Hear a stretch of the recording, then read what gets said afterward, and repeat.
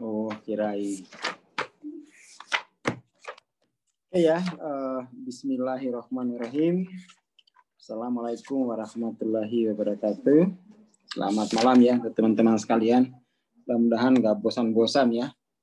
Karena memang informasi itu adalah kebutuhan ya. Kebutuhan untuk mengevolusikan ya jiwa kita gitu ya. Tanpa informasi maka evolusi akan lambat.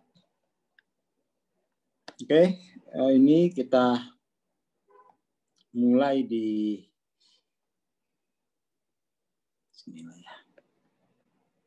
lanjutin yang tadi ya.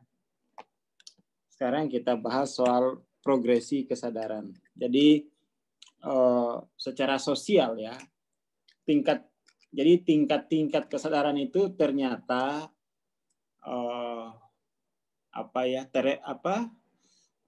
representasinya itu di sosial ada. Representasi sosialnya itu ada ya. Tingkat kesadaran individu itu representasi sosialnya ada. Dan itu kemudian menjadi wilayah administrasi ya. Menjadi wilayah administrasi secara sosial. Di bawah 200 ini mereka menempati wilayah-wilayah yang kita bilang kumuh ya.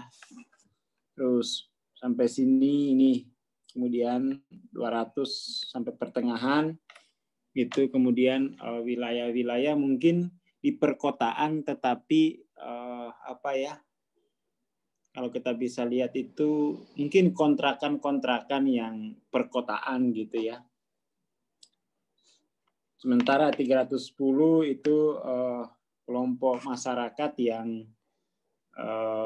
kalau ini kan kelompok masyarakat dengan keterampilan yang rendah, dengan skill yang rendah. Jadi di sini udah ada skill ya. Kalau di sini ini nggak ada skill, istilahnya kalau di sini ini baku adu otot saja ini ya. Baku adu otot, baku adu tajamnya parang udah sudah itu ya. Jadi nasib mereka tergantung kekuatan otot. Belum ada skill. 200 kita udah mulai skill ini ya soal masyarakat dengan skill rendah. 310 itu kemudian masyarakat dengan skill teknis ya. Skillnya kan teknis ini. 350 sudah mulai skillnya itu manajerial. Coba kita ini dulu ya. Coba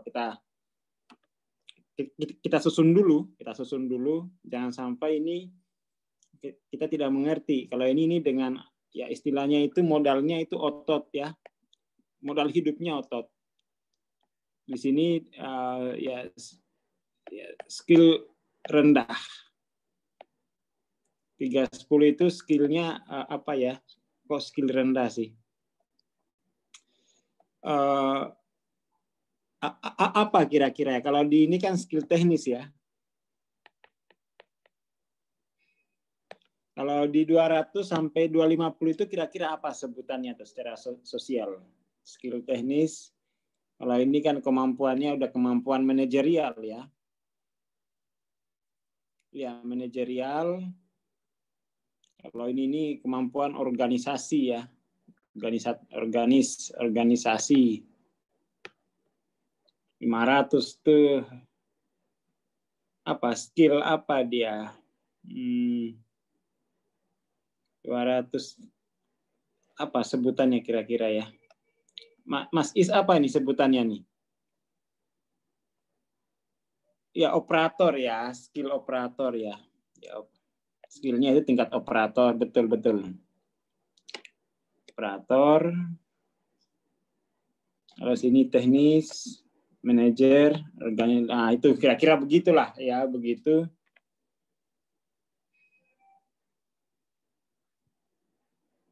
Kira-kira begitulah.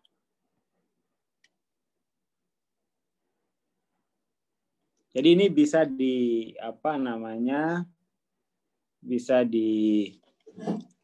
kelompokan ya, bisa dikelompokkan. 500 tuh dia apa ya? Inspirator ya, pemimpin, leader inspiratif ya. Kalau di secara sosial berarti dia leader ya. Dia leader.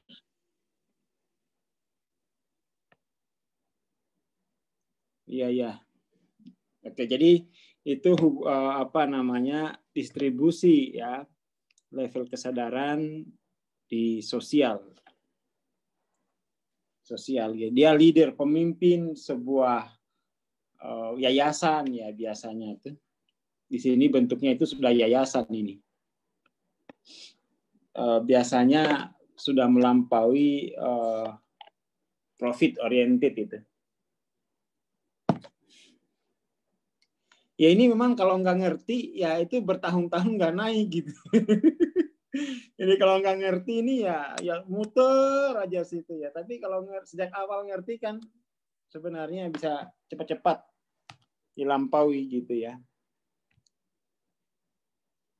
Jadi ini kalau di sini namanya ini kalau bahasa Jawanya itu modal apa namanya? Modal otot ya. Istilah Jawanya apa tuh yang modal otot itu? Modal otot. Apa istilah kira-kira itu?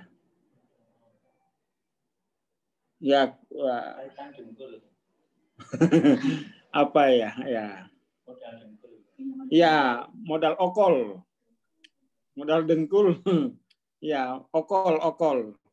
Ya, okol gitu ya. Modal okol ya. Benar ya ini Pak Yoyo okol. Gak ada skill, adanya okol gitu ya. Ngotot.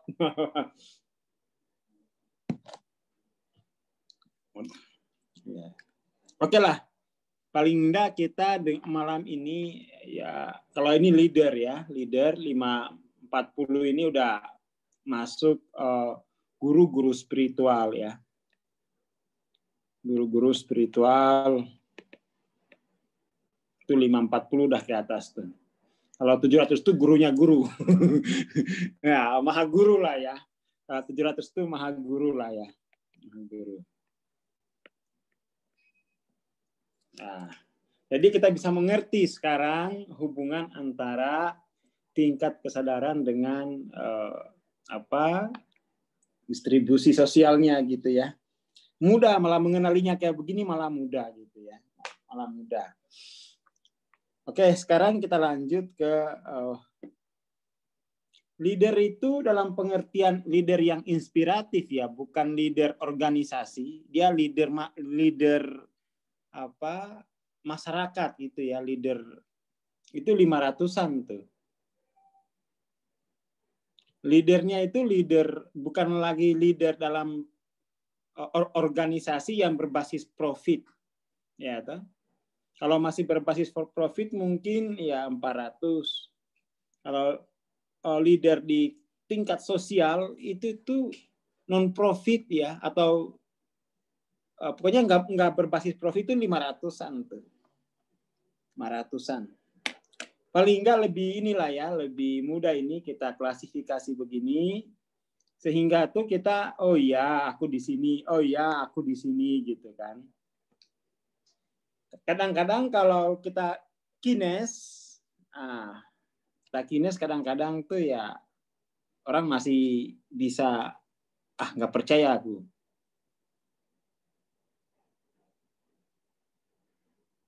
Ya, dia leader yang diberikan ya, yang didaulat oleh masyarakat gitu ya. Dia bukan struktural gitu. Itu mungkin kalau di NU itu kayak Rais Aam gitu ya. Rais Aam gitu ditunjuk ya bukan bukan ketua umum. Bukan apa istilahnya itu di bawah Rais Aam, dia Rais Aam tuh.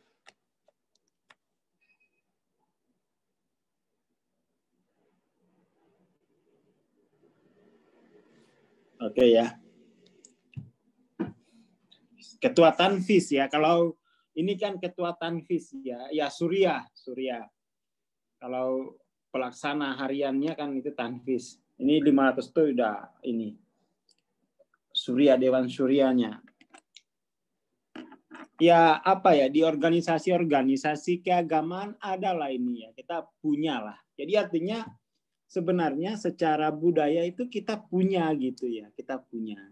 Cuman persoalannya itu ya apa ya, belum diteoritisasi kali, atau diteoritisasi tapi tidak menyebar, tidak menjadi wacana publik ya, hanya wacana di tingkat elit gitu ya. Saya kira ini clear ya, clear. Walaupun level-level yang kita lanjut ya, walaupun level-level yang telah digambarkan memiliki tingkat perbedaan yang tinggi, tak jarang bahwa seorang individu akan bergerak dari level satu ke level lainnya dalam kehidupannya.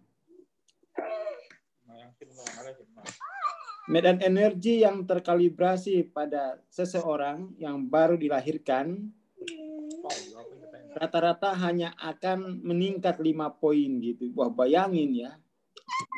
Naiknya 5 poin satu generasi. Itu dulu ya, dulu. Karena memang kan dulu ya konflik.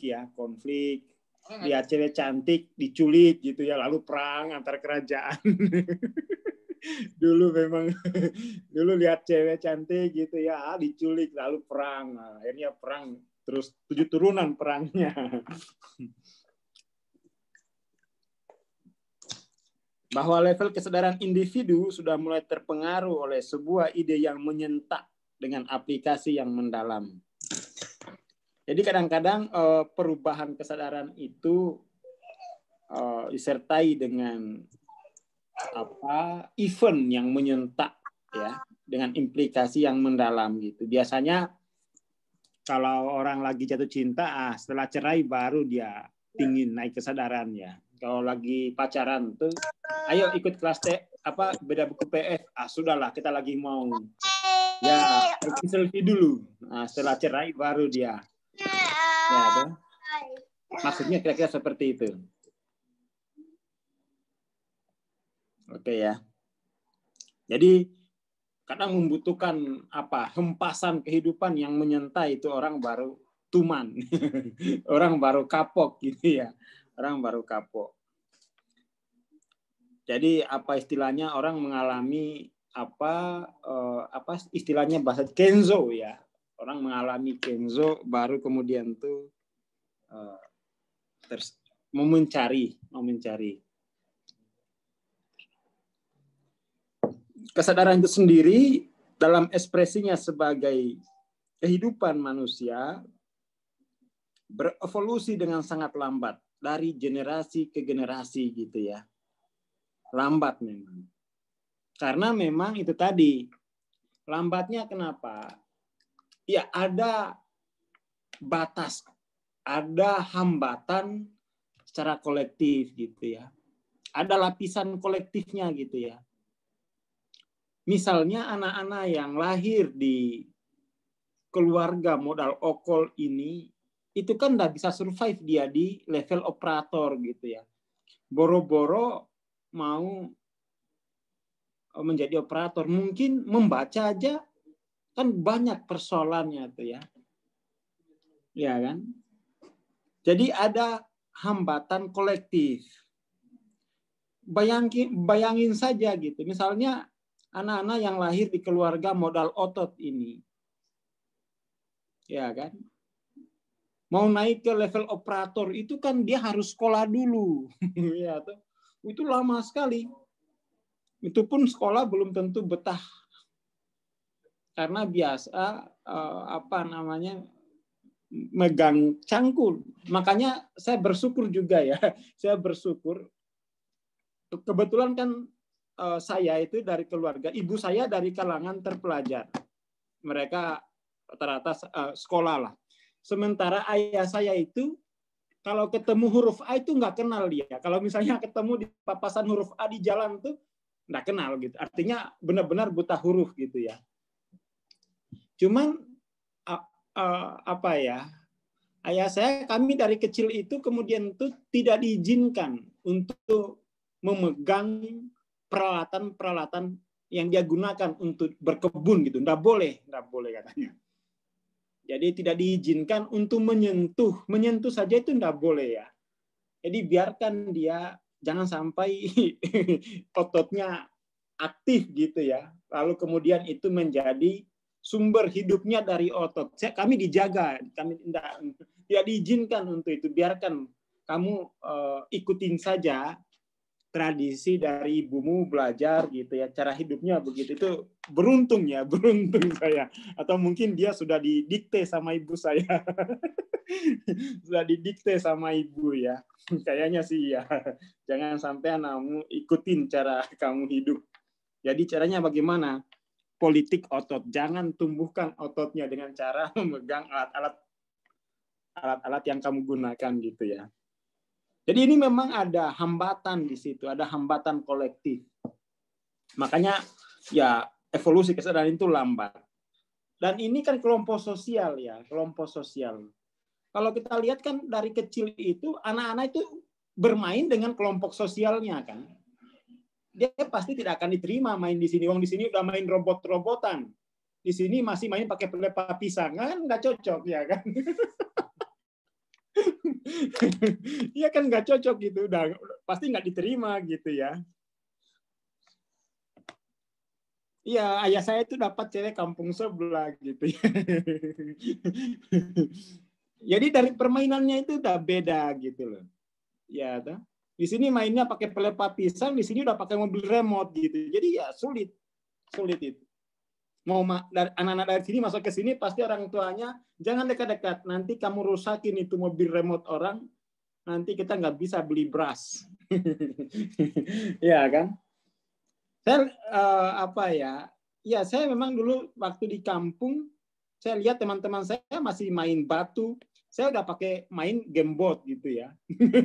Udah pakai gamebot itu masih belum, udah pakai gamebot gitu. Teman-teman saya di kampung masih main batu, masih main gaco-gacoan gitu. Saya mainnya gamebot, main Tetris gitu ya. Main Zoro, dulu ada Zoro tuh ya, naik kuda dia pakai gamebot. Ada Zoro. Jadi ya memang berbeda gitu. Berbeda. Itu yang membuat ya keluarga ibu saya soalnya kan mainnya kayak apa namanya udah nonton video gitu kan, udah nonton video, jadi videonya dari apa dulu itu kaset yang besar itu loh, tak udah nonton itu, yang lain mungkin poster aja belum pernah lihat gitu ya.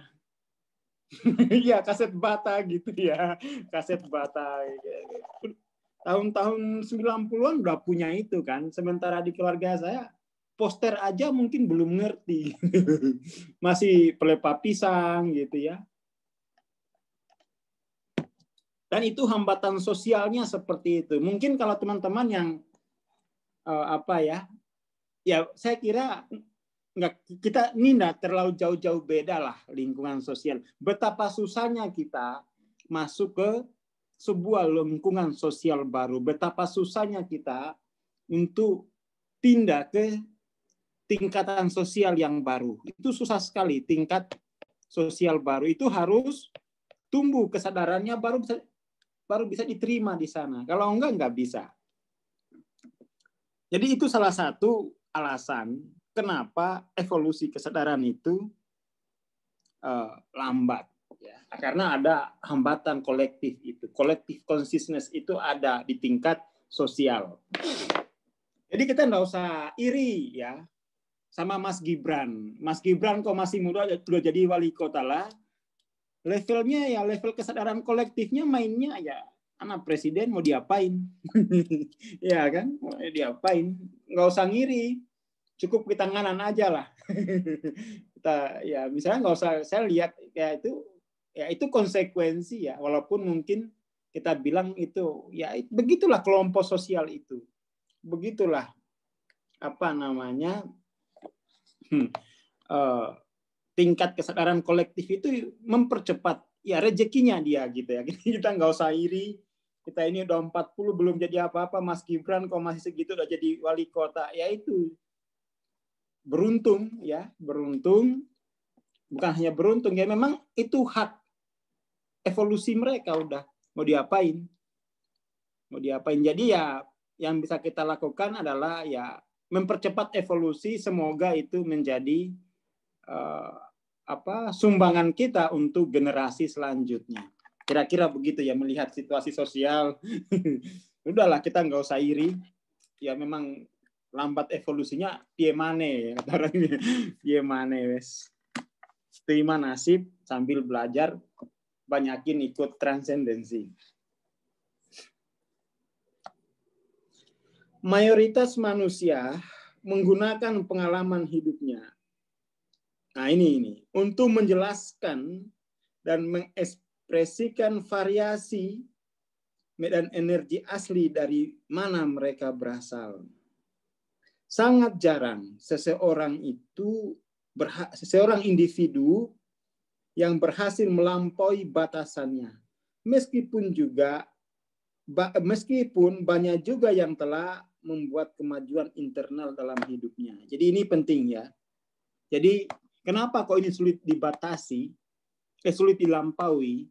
Karena memang orang itu menggunakan pengalamannya sebagai rujukan yang benar gitu ya. Itu persoalan. Pengalaman hidupnya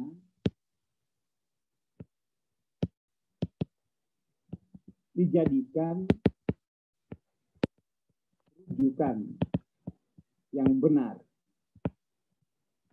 Makanya lambat. Rujukan yang benar itu ya pengalamannya. Artinya juga pengalaman orang tuanya itu salah satu. Dari pengalaman saya bahwa ada satu cara yang itu terbukti bisa mengevolusikan kesadaran secara cepat, yaitu mulai merangkul paradigma. Mulai merangkul sebuah paradigma. Mulai merangkul sebuah asas. Stop menggunakan pengalaman ini, stoplah. Stop kita lagi mengatakan habiskan jatah gagalmu. Ngapain mengalami kegagalan? Rangkul paradigma itu, udah. Kita di masyarakat itu masih masih mengagung-agungkan pentingnya pengalaman hidup. Artinya sebenarnya pengalaman itu cukup sekali. Untuk melampaui pengalaman itu, kita butuh paradigma. Itu yang membuat masyarakat Barat itu mengalami lompatan seperti sekarang gitu ya. Jadi kita stop menceritakan pengalaman, stop kita menceritakan story motivasional itu, enggak, stop itu. Ngapain kita beli cerita penderitaan orang? Mari kita rangkul paradigma kalau mau. Kita kan masuk kampus, kita kan masuk sekolah, itu merangkul paradigma, bukan lagi mengagung-agungkan pengalaman hidup itu gitu ya. Jadi paradigma itu kan semacam rumusan, intisari dari mungkin ratusan tahun dari pengalaman kolektif, ya toh. Nah ini yang kurang ya, yang menurut saya di awal-awal itu keliling di 20 kota di Indonesia itu ngajak orang diskusi, dan rata-rata pertanyaan-pertanyaannya itu tidak berbasis paradigma, tidak paradigmatik. Rata-rata berangkat dari kasuistik ya, pengalaman personal. Itu yang membuat saya waktu itu, wah ini repot ini. Masing-masing orang datang dengan kasuistik, dan itu tidak bisa dijadikan rujukan benar bersama gitu kan. Dan itu nanti capek saya melayani kasuistik gitu. Makanya waktu itu marah. Ya nggak usah bertanya dulu, nggak boleh bertanya. Karena dia tidak mau hijrah ke paradigma gitu ya. Itu persoalan-persoalan di masyarakat. Akhir-akhir ini aja ini, tahun-tahun ini orang udah mulai adaptasi paradigma. Adaptasi paradigma. Itu salah satu ya. Jadi teman-teman ya mesti merangkul paradigma itu. Udahlah kita mengandalkan pengalaman itu tuh, waduh, terlalu lama kita. Terlalu lama learning by doing itu terlalu lama. Udah, itu kalau ada yang ngajakin learning by doing, cepat-cepat buka sepatunya, kempit sendalnya itu, lari sekencang-kencangnya, tinggalin orang itu. Itu ngajak menderita itu. Mestinya learning by concept. Sudah ada wahyu, sudah ada sains, ngapain lagi ngulangin jalan yang lambat? Learning by concept. Masih banyak motivator-motivator yang sangat mengagung-agungkan learning by doing. Ini zaman sebelum ada sains. Ini zaman mungkin zaman batu. Ya. Zaman batu.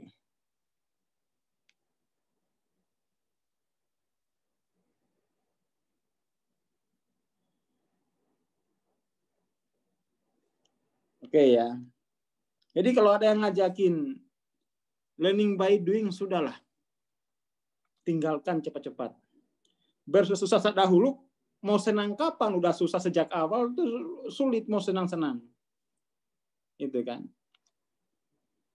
Sekali bersenang-senang di rumah sakit kita dilayani. Sekali bersenang-senang ketemunya di rumah sakit. Ya kan. Jadi ini teman-teman bersusah dahulu matinya kemudian. Ya. Jadi ini penting teman-teman untuk hijrah, untuk merangkul paradigma. Ya. Stop lagi pengalaman lah. Stop pengalaman itu.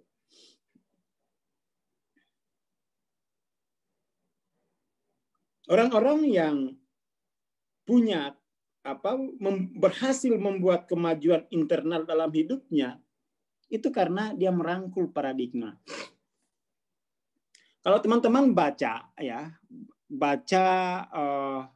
Napoleon Hill, ada yang tahu Napoleon Hill? Bapak ini ya, Napoleon Hill itu ya terkenal lah di Amerika, itu bapak pengembangan diri ya. Saya baca buku-bukunya itu dari dulu, Napoleon Hill, dan terinspirasi dari Napoleon Hill itu. Napoleon Hill itu menjadi tokoh di Amerika. Dia dari keluarga miskin gitu. Ayahnya tukang minum. Kemudian tuh ibunya nikah lagi. Ibunya nikah dan dapat pengusaha. Di situ kemudian Napoleon Hill itu diasuh oleh ayah tirinya dan dia memiliki paradigma pemenang gitu ya. Jadi kalau teman-teman terbiasa dengan Napoleon Hill ya, Think and Grow Rich, itu beliau berterima kasih kepada ayah tirinya gitu ya. Karena dengan gemblengan ayah tirinya, beliau menjadi tokoh. Mungkin kalau ibunya tidak bercerai, dia akan jadi peminum seperti ayahnya gitu ya. Karena memang ada kesadaran kolektif, ada batas kolektif yang di mana kita hidup gitu ya. Mana kita hidup. Alasan terjadinya hal ini lebih mudah difahami ketika kita melihat apa yang mendefinisikan level seseorang sebagai motivasi. Artinya level kesadaran seseorang itu menjadi sumber motivasinya gitu ya. Kalau di level otot, maka kemudian tuh ya motivasinya adalah membesarkan otot, ya tuh. Kalau mau dia seorang leader, motivasinya adalah leader gitu. Di situ kemudian menjadi batasan intrinsik ya, batasan bawaannya di situ, dan itu sulit sekali dilampaui oleh orang itu. Motivasi dihasilkan dari pemaknaan.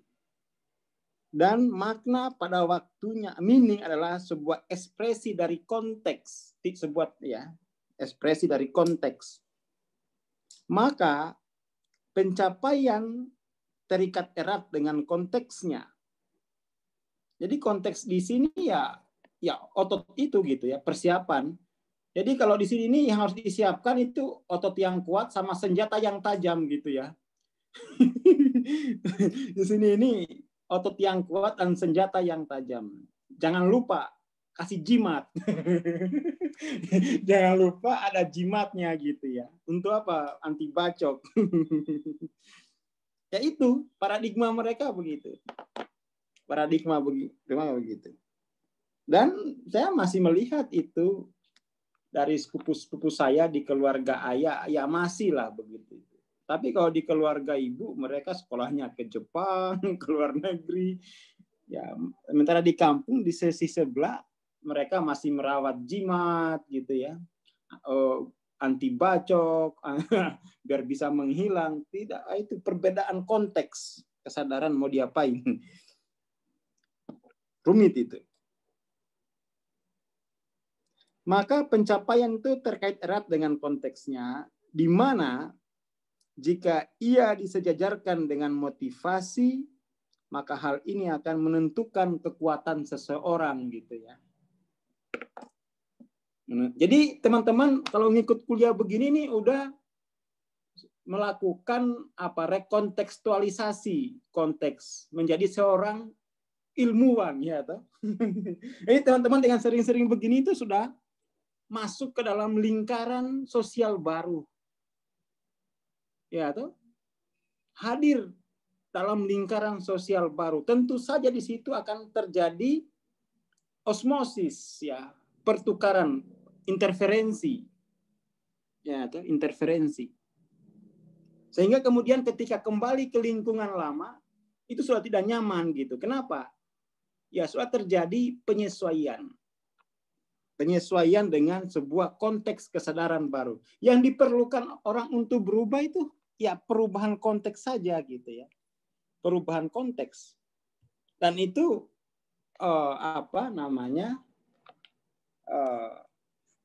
hal yang sebenarnya secara sosial tuh sudah dikenali gitu ya, bahwa kalau dekat-dekat ini maka jadi itu gitu ya.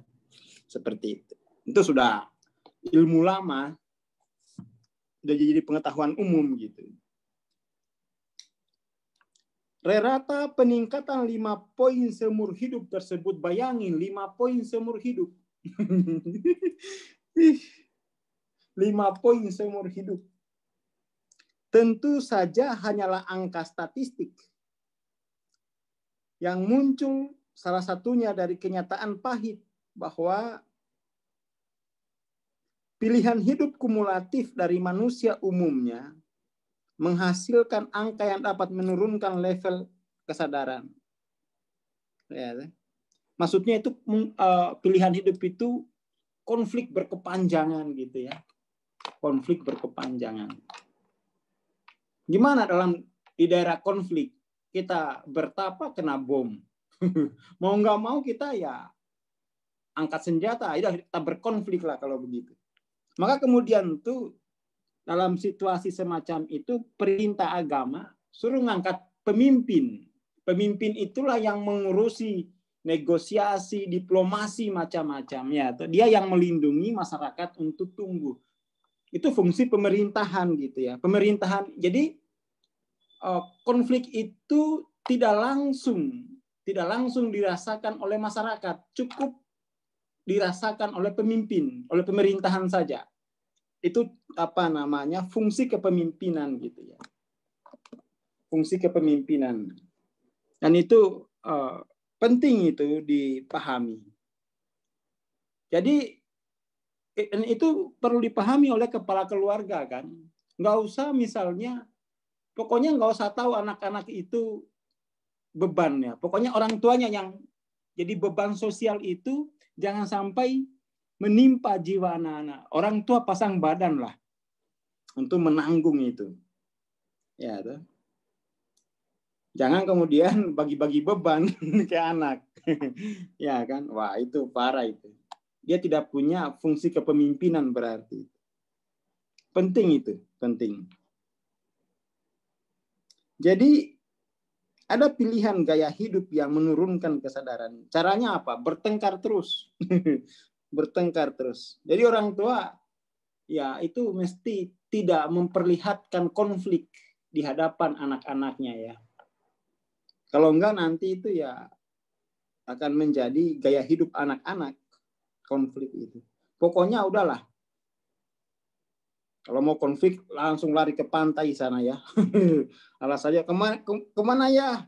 Mau olahraga dulu di pantai. Mau jogging di pantai. Biar.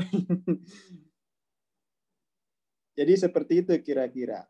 Pengaruh dari sedikit individu dengan level kesadaran tinggi dapat menyeimbangkan keseluruhan populasi yang berada pada level di bawahnya.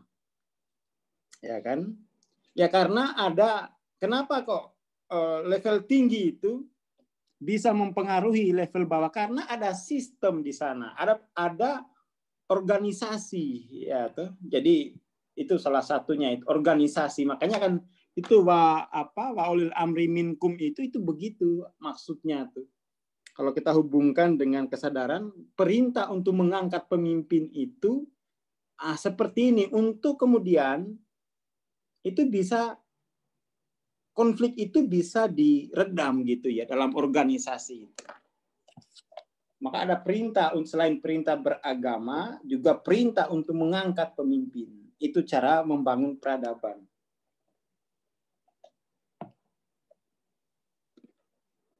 Oke, dan itu diwahyukan lagi ya, itu diwahyukan.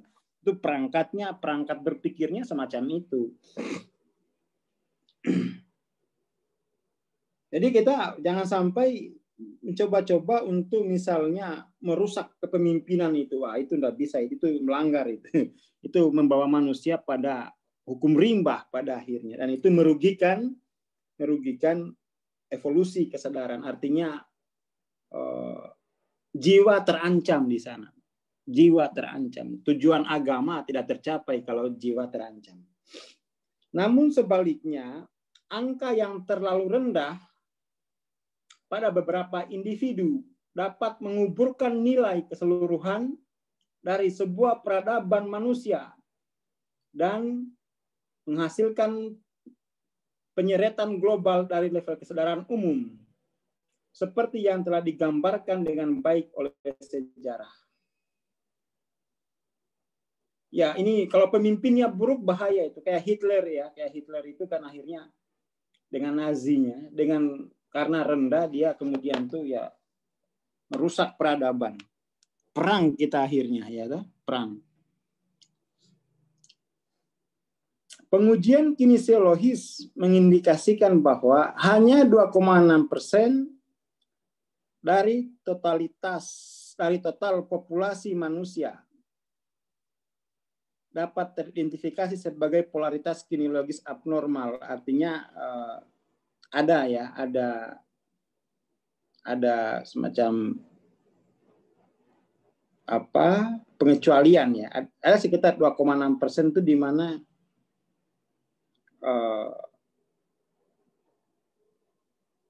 polaritas kinesiologis ya. Pengujian apakah subjek kuat terhadap atraktor negatif dan lemah terhadap atraktor positif. Terakumulasi 72% dari permasalahan sosial. Maksudnya itu jiwa itu setelannya jadi jadi kacau.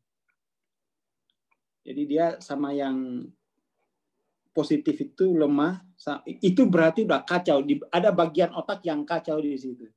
Ada bagian otak yang kacau. Jadi memang ada beberapa masalah yang itu butuh lama karena akumulasi dari gaya hidup yang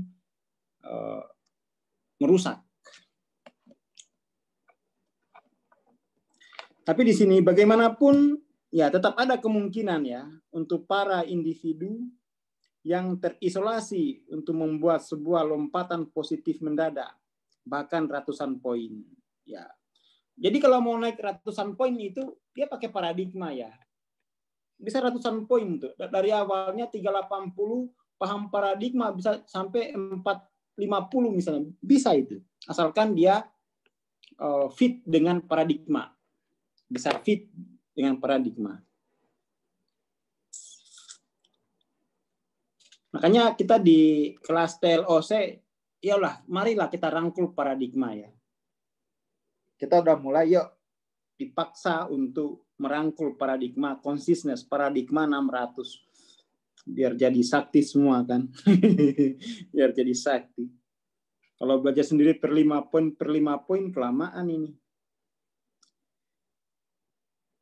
Jika seseorang dapat benar-benar meloloskan diri dari perangkap egosentrik dan penarik di bawah 200, lalu secara sadar memilih pendekatan hidup yang lebih bersahabat, tekun, baik, dan memaafkan, dan pada akhirnya dapat memberikan sumbangsi pada masyarakat. Level yang lebih tinggi tentunya akan dapat diraih setidaknya secara teoritis. Dalam prakteknya itu membutuhkan niat, membutuhkan dedikasi, ya, membutuhkan dedikasi dan prestasi itu. Seperti itu. Maka kalau kita lihat agama itu kan sederhana ya. Bagaimana meningkatkan kesadaran di agama? Sederhana. Langsung praktek amalia saja.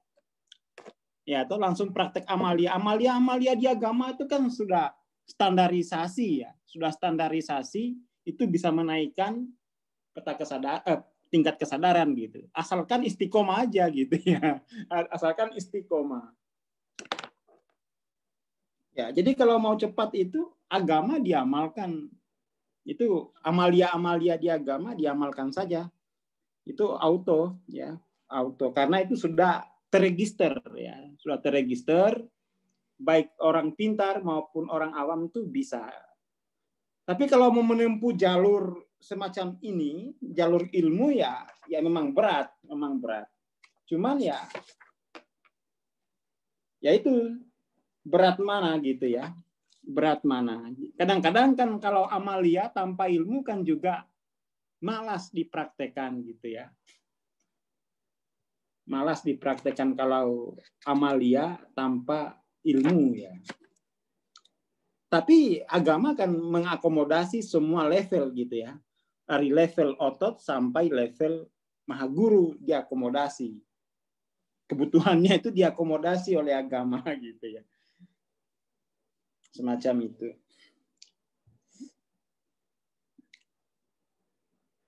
Kalau Hawking ini kan modal otot ini udah nggak ada solusi nih. Bagaimana dia nggak bisa baca, dia nggak mau beli, mau ikut Zoom aja nggak punya kuota kan. Ya makanya untung ada agama gitu ya. Makanya kita gimana agama itu kita beruntung punya itu sehingga saudara-saudara kita yang tidak bisa ikut Zoom mungkin mencet aja itu nggak kayak ayah saya buta huruf kan bagaimana? Mau naik kesadaran, ada agama di sana, ada agama. Ya kita mesti mensyukuri agama itu. Ya, kita kan udah pintar. Bagaimana dengan yang lain, yang nggak bisa Zoom, yang nggak bisa berbahasa Indonesia misalnya, yang nggak bisa baca Hawking, ya, nah itu ya beruntung ada agama.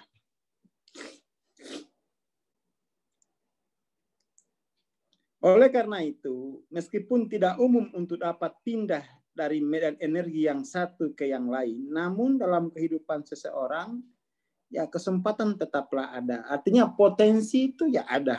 Ada hidayah, ada. Yang penting ada niat, ada hidayah nanti.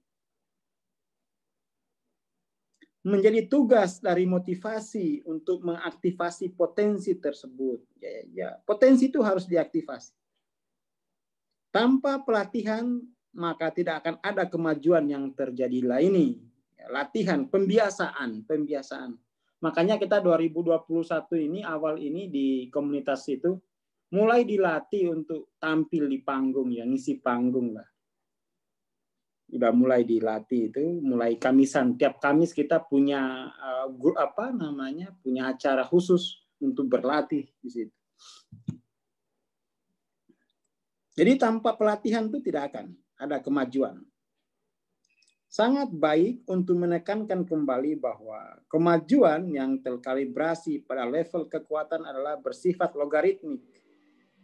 di mana perbedaan pada level kekuatannya itu misalnya antara 361,0 dengan 361,1 itu artinya perubahan 0,1 itu sangat signifikan dan mampu mentransformasi kehidupan itu dan memberi pengaruh secara luas terhadap dunia.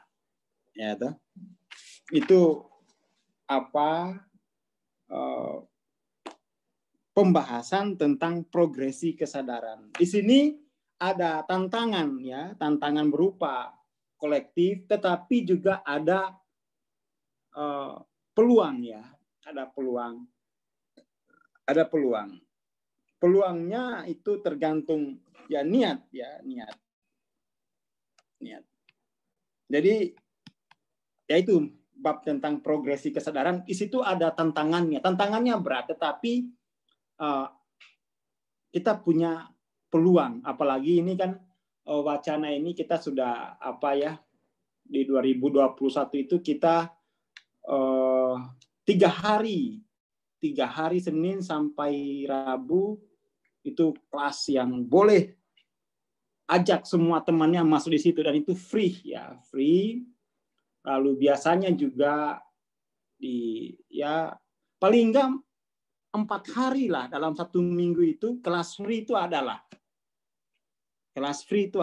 Ya kan, paling enggak itu Senin sampai Rabu. Sabtu minggunya itu pasti ada lah. Itu udah ini sama Mas Camim dengan jiwa sukacitanya itu kita memberikan kesempatan yuk, karena memang tantangannya berat, maka kemudian tuh memang hal yang paling mudah, tidak usah, yang penting punya kuota, ikut aja ya tuh.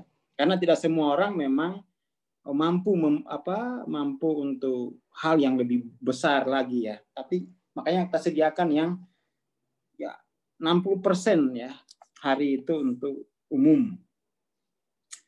Seperti itu kebijakan barunya itu.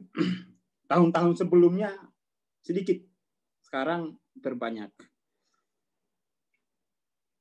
Oke, yaitu paling enggak naik 0,1 aja progresifnya itu sudah cukup. Apalagi kalau sampai naik 5 poin, 10 poin misalnya, atau sampai ratusan poin gitu ya. Ada yang sekarang kita di komunitas itu rata-rata 400-an lah itu. Rata-rata segitu. Yang aktif, tapi ya kalau yang nggak aktif ya walau-walam. Walaupun juga di komunitas ya kalau nggak aktif mau diapain gitu. Tidak ada niat. Tidak ada niat mau diapain. Itu nanti malah yang akan cepat naik yang ikut kelas-kelas yang itu bisa kekejar itu. Oke ya. Sekarang kita masuk ke bab 6 ini. Malam ini kita ngegas lah ya, kita gas. Saya pinginnya insya Allah minggu depan tuh Power Force sudah selesai gitu ya. Nanti kita pindah ke yang lain. Jadi memang kita kuliti satu-satu bukunya Hawking ini. Kita kuliti kayak gini. Kemudian tuh ya lumayan kan. Banyak inspirasi, banyak absorpsi. Ya. Sehingga ada lompatan kolektif di komunitas gitu ya. Oke, kita lanjut. Ufuk baru dalam riset gitu ya. Jadi ini Hawking ngomongin manfaat kinesiologi dalam riset gitu ya. Mungkin di sini tidak mungkin banyak hal yang tidak relate dengan keseharian kita, nggak apa-apa ya, nggak apa-apa. Kita tidak boleh menyerah dengan misalnya saya belum kenal istilah-istilah, nggak apa-apa. Kita izinkan kita punya kepala ditanduk sama istilah-istilah asing itu ya, toh. Mana yang bocor gitu. Pokoknya itulah, izinkan saja kita punya kepala ini ditanduk oleh istilah-istilah asing yang mungkin belum pernah kita dengar. Nggak apa-apa. Biar dia berbenturan gitu ya. Biar dia berbenturan. Ya, inilah harga evolusi gitu aja ya. Inilah harga evolusi untuk masyarakat, untuk generasi selanjutnya. Kita yang pasang kepala gitu ya. Yang sehingga, dan itu niatkan itu adalah untuk cinta kepada Tuhan. Jadi ini Jadi niatkan tuh untuk lillah, cinta kepada Tuhan tuh. Walaupun saya nggak pusing kepala saya kalau saya dengar ceramahnya Bang Aswar, tapi demi cintaku saya nggak apa-apa pusing. Demi cintaku kepada Tuhan tuh nggak apa-apa saya pusing. Nah, biar ada ininya ya, biar naik dia. Dulu begitu motifnya belajar itu. Saya kalau dulu baca buku Hawking nggak mudeng itu, aduh, saya ziarah ke makam guru gitu ya. Saya ziarah gitu. Saya hampir tiap hari. Selama 6 bulan waktu itu, saya tiap hari, sehari kadang 2 kali. Gimana? Ya inilah harga dari cinta ya, pengorbanan namanya. Cinta itu butuh pengorbanan. Oke, kita lanjut. Riset kami sejauh ini utamanya bertugas, artinya risetnya Hawking itu untuk menguraikan struktur anatomi kesadaran dengan beberapa referensi mekanisme power dan force gitu ya. Jadi memang Hawking itu kita katakan rintisan ya, rintisan. Jadi ini belum selesai. Belum selesai. Ini rintisan, karya riset rintisan gitu ya dalam anatomi kesadaran. Kita masih bisa teruskan ini. Namun penelitian ini tidak semata membahas subjek teoritis. Sifat unik dari metode riset yang digambarkan di dalam buku ini adalah kemampuannya memberikan area eksplorasi yang hingga saat ini tidak sanggup diakses oleh pengetahuan yang potensial. Ya, pengetahuan potensial. Pengetahuan yang yang ada itu belum, kecuali dengan kinesiologi, karena bagaimana mungkin kita bisa mengukur life? Kan nggak mungkin life itu kita ukur. Ya, atau life itu kan nggak bisa diukur dengan alat gitu ya. Itu mungkin tangkisan kepada orang-orang yang meragukan kinesiologi gitu ya. Bagaimana mungkin kamu mengukur life dengan alat? Padahal alat itu kan word ya. Life itu adalah sesuatu yang utuh, tak terbagi gitu. Bagaimana kamu bisa ukur? Tidak mungkin. Maka metode terbaik untuk memahami life itu lewat diri gitu ya. Lewat diri. Itu tangkisannya Hawking gitu ya. Seperti halnya pertanyaan praktis yang paling menjemukan sekalipun yang diajukan pada eksplorasi teoritis secanggih apapun.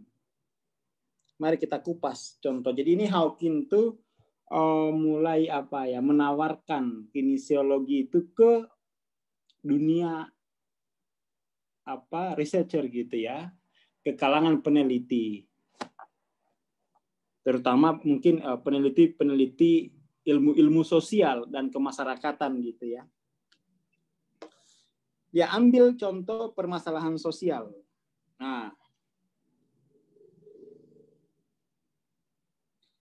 ketergantungan terhadap narkotika dan alkohol, ini masalah sosial nih. Ini cocok nih untuk Pak Iwan ya, Pak Iwan dan Ibu istri beliau tuh.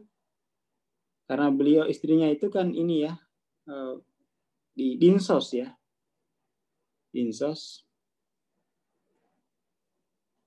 Jadi ini penting ini, ketergantungan pada narkotika dan alkohol adalah itu ancaman itu ya, itu ancaman sosial itu. Ya Bu Hermaini ya, Ibu Hermaini.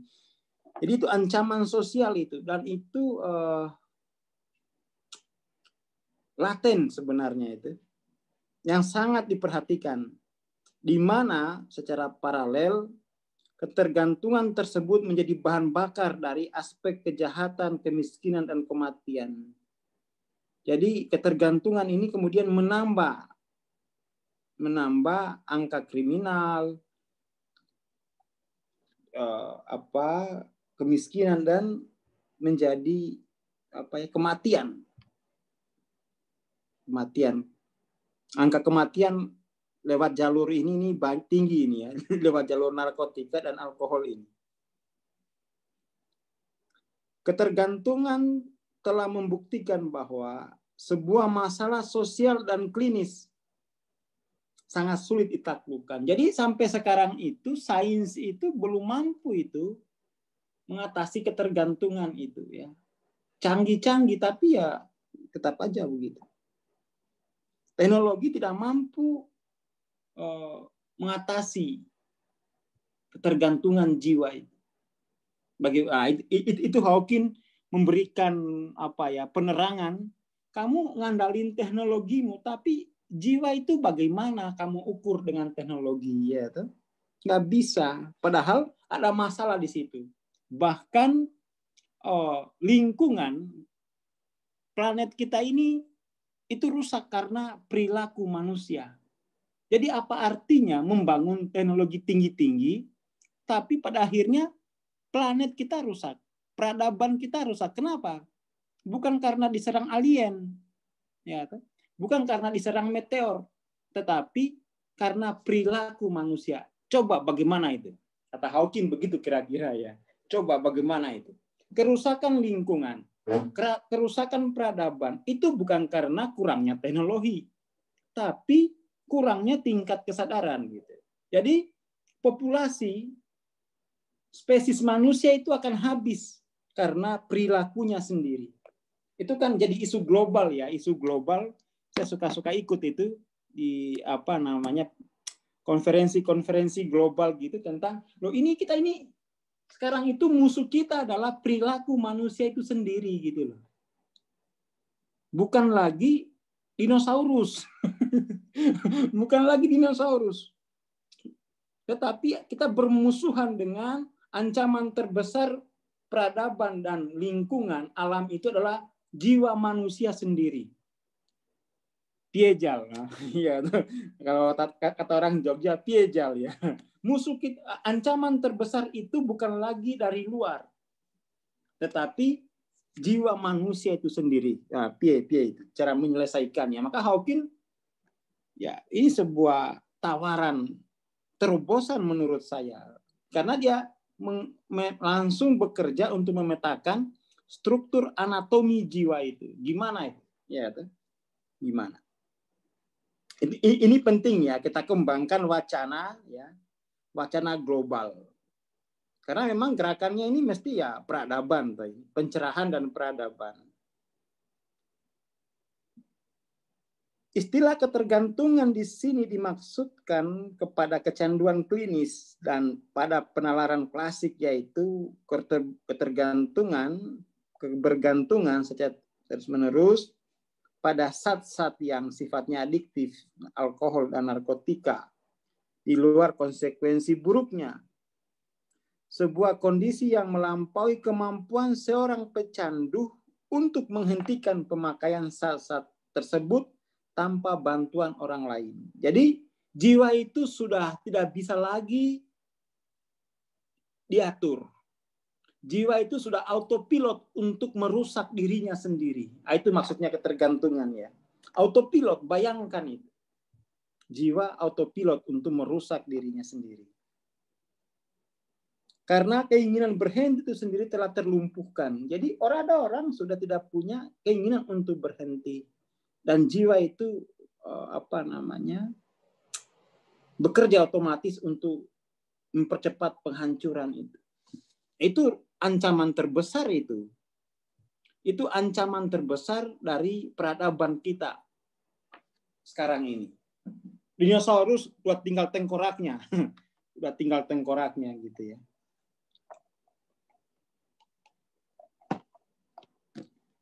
Namun apakah sebenarnya esensi alami dari ketergantungan, dan kepada apakah sebenarnya seorang pecandu menggantungkan kecanduannya? Wah, ini pertanyaan Hawking ini maksudnya apa gitu ya. Hawking bertanya secara esensial. Apa esensi dari kecanduan? Apa esensi dari kecanduan? Ya, kita coba ini ya, kita coba jawab ya. Kita kan udah lama kuliah Hawking, kita coba jawab. Kita masuk live. Apa sebenarnya esensi kecanduan? Esensi kecanduan adalah hilangnya kekuatan. Hilangnya kekuatan. Kekuatan diri. Padahal dia butuh hidup, dia harus hidup. Maka untuk hidup, dia mesti menggunakan sesuatu dari luar dirinya. Nah, itu esensi kecanduan. Kenapa hilang kekuatan diri? Apa esensi dari hilangnya kekuatan diri? Kenapa bisa hilang gitu? Satu, ketidaktahuan. Ketidaktahuan akan diri. Ini seperti dunia pengembangan diri. Saya waktu kopdar awal, saya kritik betul dunia pengembangan diri. Kalian ini nulis dunia pengembangan diri, tapi apa itu diri? Ketidaktahuan akan diri. Lalu diri aja belum diketahui, udah mau dikembangkan apanya? Ternyata yang dikembangkan ketidaktahuannya. Saya protes, saya bertanya secara filosofis. Apa arti dunia pengembangan diri itu, definisinya apa? Tidak ada definisi di sana. Lalu ngapain dikejar-kejar? Apa itu diri? Saya tanya begitu, nggak ada yang bisa jawab. Loh, kalau definisinya saja belum, bagaimana mengembangkannya? Ketidaktahuan ya. Ketidaktahuan itu. Itu akarnya dari situ. Maka kemudian ketidaktahuan itu obatnya hanya satu gitu. Apa? Keinsafan, pengetahuan gitu. Inspirasi. Bukan metode-metode. Ngapain kita berburu metode? Itu kan kemudian pengembangan diri dia berburu menjual metode. Nah, metode itu untuk siapa? Kenapa kemudian diri itu diproyeksikan memiliki kebutuhan pada metode? Nah, itu kan pertanyaan filosofisnya. Kenapa kok diri itu diproyeksikan memiliki kebutuhan pada metode-metode semacam itu? Itu pertanyaan saya.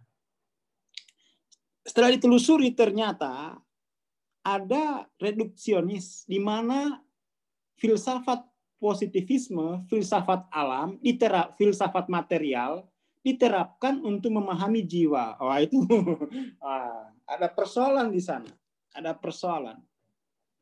Kemudian tuh saya protes aja. Itu yang kemudian tuh membuat saya semangat keliling 20 kota di Indonesia. Ya pakai biaya pribadi. Saya mau menerangkan ini keliru. Ini keliru. Akhirnya ya sudah pelan-pelan kopdar. Bikin senang dulu dia. Bikin senang. Pada akhirnya kita protes rame-rame nanti. Ya, atau kita protes rame-rame. Kita lanjut ya. Jadi ini kita udah mulai mengkritisi, mulai ya bareng-bareng lah ya. Ini kan tentang diri sendiri gitu ya. Yang kita kritisi adalah ketidaksadaran ya. Bukan tentang who is, tetapi ketidaksadaran itu yang perlu kita gelitik. Kita gelitik pelan-pelan gitu ya, sampai dia tersentak sadar. Kalau nggak digelitik nggak mampan, ya kita panasin, kita komporin dia. Kepercayaan yang dianut oleh publik sejauh ini adalah zat adiktif itu sendiri, di mana korbannya menjadi ketergantungan. Jadi ada kepercayaan umum itu kan bahwa zat itu memiliki kekuatan pada dirinya sendiri untuk membuat orang ketergantungan. Karena zat tersebut dipercaya memiliki kekuatan untuk menghasilkan sebuah kondisi euforia bagi pemakainya. Namun, ini Hawking tuh. Jadi masyarakat itu mempercayai bahwa nikotin itu punya kekuatan untuk membuat orang kecanduan. Nikotin itu yang dipercaya untuk membuat zat material ya, nikotin itu kan zat material, dipercaya punya kekuatan untuk mengikat jiwa kita. Tapi Hawking mempertanyakannya. Hawking mempertanyakan kesimpulan semacam itu. Namun jika kita kembali mencermati sifat kecanduan melalui metodologi yang digarisbawahi dalam buku ini, jadi kecanduan itu dipahami bukan pada zat materialnya, tetapi pada anatomi kesadarannya. Situ dia. Jadi Hawking mempertanyakan asas objektif itu. Masa sih? Kalau asas objektif kan berarti zatnya itu yang punya daya adiktif. Coba kata Hawking, bagaimana kalau kita ganti metodologinya? Kita ganti metodologinya bahwa dari perspektif kesadaran itu kan tidak ada zat adiktif di sana. Apa yang akan kita simpulkan gitu ya? Bagaimana itu? Nah, kesimpulannya adalah alkohol atau narkotika, zatnya ini maksudnya, zatnya tidak memiliki kekuatan. Tidak memiliki kekuatan memproduksi kondisi mabuk itu sama sekali. Dan ini kita Hawking itu pemabuk. Hawking itu pemabuk. Hawking itu kecanduan alkohol. Dan dia psikiater. Jadi saya kira menulis ini, dia menulis ini, kalau saya sih tidak minum. Dari seorang orang yang pernah kecanduan, seorang psikiater gitu ya, dan dia seorang peneliti kesadaran. Jadi saya kira cukup otoritatif untuk mengatakan ini, baik dari pengalaman pribadi maupun dari metodologi ya keilmuannya, bahwa zat-zat semacam itu tidak punya kekuatan memproduksi kondisi mabuk. Bahkan katanya zat-zat pada alkohol dan narkotik itu setingkat dengan level sayur-sayuran. Setingkat dengan level sayur-sayuran gitu. Aduh, parah ini. Ini temuannya, ini temuan metodologi kesadaran. Level yang disebut sebagai mabuk yang dirasakan oleh pecandu ketika menggunakan narkotika dan alkohol itu memang bisa terkalibrasi pada angka 350 sampai 600. Pengalaman emosionalnya ya. Tapi secara faktual zat-zat yang alkohol tadi, narkotika tadi, tingkat kesadarannya itu di bawah 200 gitu. Jadi ada selisih di sini. Ada selisih di sini. Coba kita lihat, kita hitung selisihnya. Menarik ya. Kita hitung selisihnya.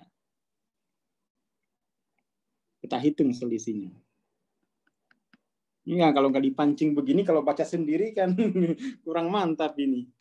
Bahwa zat alkohol, narkotika itu 100. Level kesadaran 100. Jadi teman-teman tuh ada namanya level kesadaran pada kingdom ya. Ada kingdomnya. Jadi 100 ini bukan pada human consciousness, tapi pada sat itu dia ada kingdomnya. Jadi jangan disamain 100 pada sat dan 100 pada kingdom buah-buahan dengan 100 pada human consciousness itu beda. Walaupun sama-sama 100, tapi stratanya itu maknanya beda ya. Itu dijelaskan oleh Hawking di buku ini ada kingdomnya, ada kingdom, ada kerajaan kesadaran itu ada kingdom. Nanti lebih lanjut soal kingdom kesadaran baca di sini ya, kan udah terbit. Jangan sampai salah. Masa berarti buah-buahan itu mengandung ketakutan, mengandung fear? Bukan begitu cara memahaminya. Itu dari kingdom buah-buahan. Tadi oke ya. Ada kingdomnya di situ. Jadi selisihnya itu kan zat itu hanya 100. Kesadaran zatnya itu 100. Tapi kenapa efeknya bisa sampai 350? Bisa sampai menghasilkan pengalaman ekstase sampai 600. Jadi kalau orang udah mabuk itu lebih puitis. Di kampung saya, di suku ayah saya, itu kalau kita mau mendapat ilmu-ilmu mistik, caranya kita belikan dia tuak 5 liter, suruh minum, nanti tengah malam keluar itu dua mistiknya. Ekstase itu, ekstasenya keluar dia. Jadi ada semacam rekayasa di situ. Rekayasa tingkat kesadaran. Iya, saya melihat sendiri gitu ya, di suku ayah saya itu, dia kalau tidak distimulus dengan tuak itu, ya dia biasa. Tapi ketika distimulus, itu dia bisa bersair indah sekali gitu ya, indah-indah sekali. Ilmu-ilmunya dia bisa menerangkan hukum-hukum, bisa membuat prediksi-prediksi di masa depan. Ketika setelah minum gitu. Tapi setelah sadar, dia udah lupa dengan ucapannya itu. Dia udah lupa. Maka biasanya itu langsung bulan purnama itu pokoknya mencatat terus yang ininya itu dikasih mabuk. Sediain aja tuak 5 liter sendiri gitu ya. Gimana nggak mabuk 5 liter? 5 liter. Tapi ini jangan ditiru ya. Jangan ditiru. Don't try at home gitu ya. Saya nggak bertanggung jawab itu kalau sampai diikut. Ini hanya cerita ya, cerita di kampung. Jadi efek aktual zat-zat tersebut hanyalah menekan energi di bawah 200. Jadi kesadaran manusia, human consciousness-nya itu, ini penting memahami kingdom-nya ini ya. Pokoknya soal kingdom baca sendiri di itu ya, di buku TLOC itu. Misalnya kesadaran manusia itu di bawah katakan 100. Gimana cara menjelaskannya ya? Inilah. Human consciousness.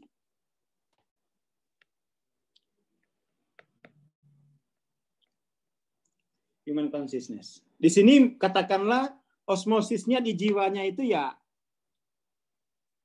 di bawah 100.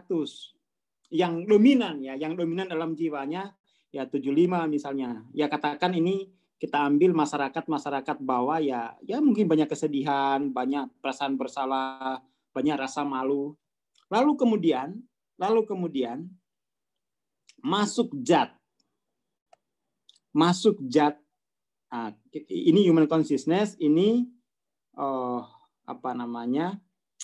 buah-buahan, kesadaran buah-buahan. Katakan tadi 100. Padahal mungkin dia dominan jiwanya 75 gitu ya. Maka kesadaran buah-buahan ini masuk ke sini, menekan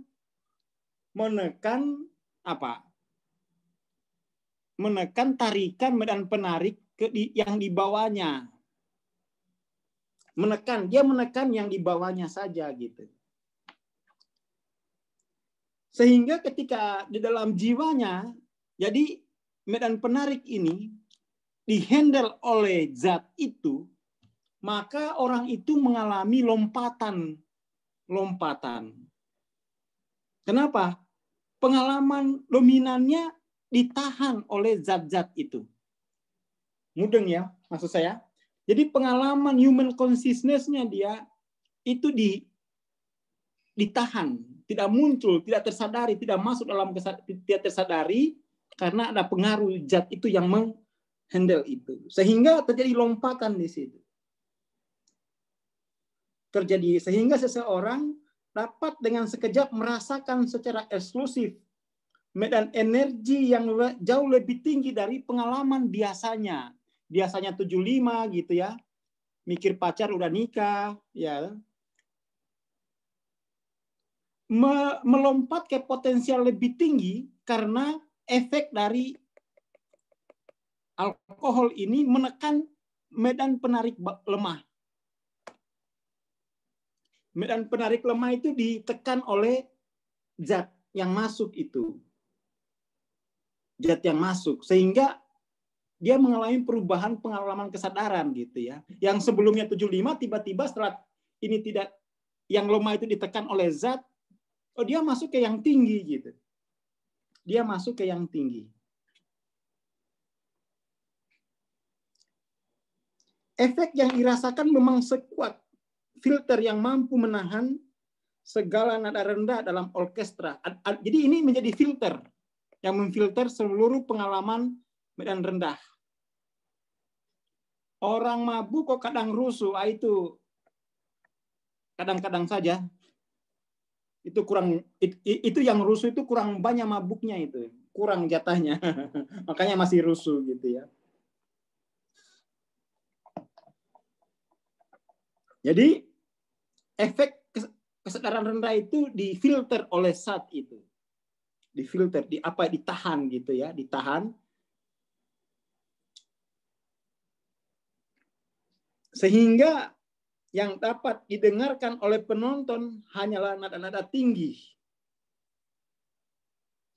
Jadi penekanan nada rendah tidak lalu menghasilkan nada tinggi, ia hanya menyingkap peran untuk dia hanya berperan untuk menyingkap nada tinggi. Jadi ini ajaib, ini ajaib.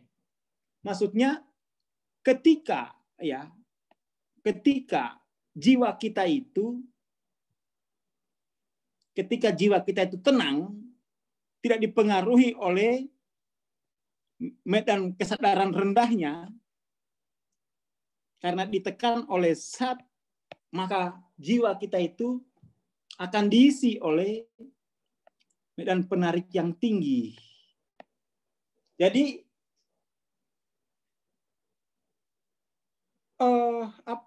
pengaruhnya itu tidak mempengaruhi jiwa kita. Maka jiwa kita itu secara otomatis akan diisi oleh medan-medan penarik yang kuat.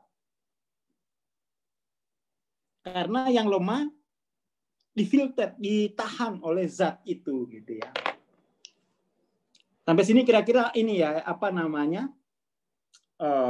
mudeng ya, maksudnya mekanismenya terpahami ya, di mana fungsi zat itu dia mengalihkan jiwa kita, melindungi jiwa kita dari pengaruh medan kesadaran langsung. Ketika zat itu melindungi jiwa kita dari medan kesadaran rendah ini, maka jiwa kita akan ketarik oleh yang sebaliknya. Ketarik yang sebaliknya, maka ada efek sampai 600.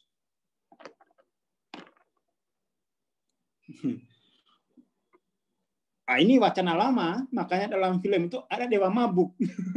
Dewa mabuk gitu ya. Ada dewa mabuk di situ. Cuman kan begini, ini ada cumannya ya. Ada cumannya. Cuman kemampuan dia, jadi nanti tergantung sama obat itu pada akhirnya.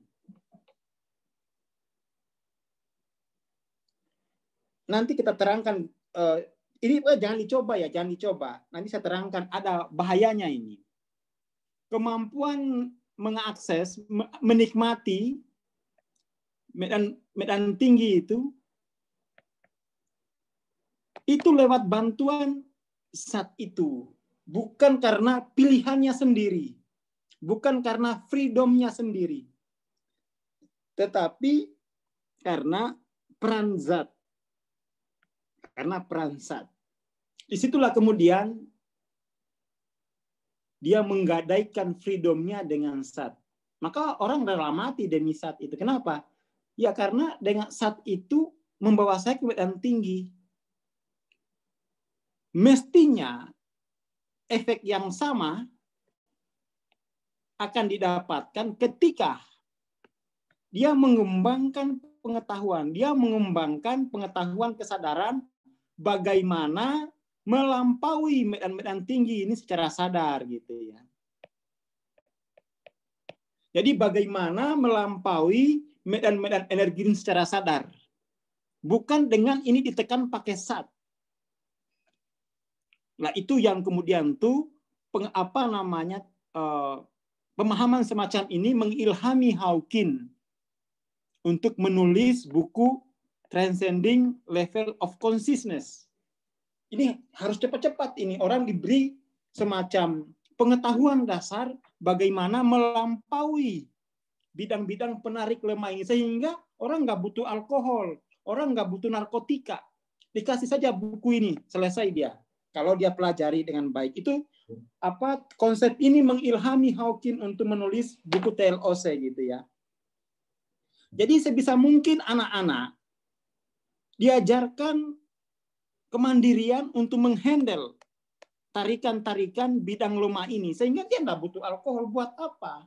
Saya punya kemandirian untuk mengakses potensi-potensi medan penarik kuat. Nah itu. Karena begini, sekali dia merasakan medan penarik tinggi lewat obat, nah disitulah dia menggadaikan kebebasannya. Karena lebih mudah mendapatkan obat daripada harus belajar baca buku TLOC. Apalagi harganya mahal, tuh 400. Kalau beli narkoba kan bisa puluhan juta, tapi itu gratis, tidak perlu belajar. Kadang-kadang ya begitu ya, kalau udah terbiasa, jadi yang mudah jadi sulit, yang sulit jadi mudah. Kenapa? Karena istilahnya tergantung pada kondisi awalnya, tergantung kepada stimulus awalnya gitu ya. Itu fenomena kebiasaan seperti itu. Sampai sini clear ya. Jadi ini sekaligus menerangkan, memberikan konteks pemahaman kenapa buku TLOC itu penting ditulis oleh Hawking.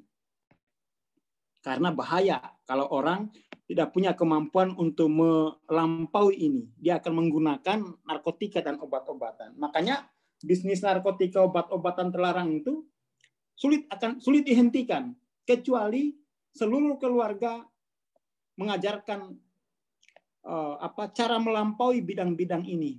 Dan Hawking sudah memberikan karya terbaik untuk umat manusia gitu ya. Karena dia adalah seorang pemabuk juga.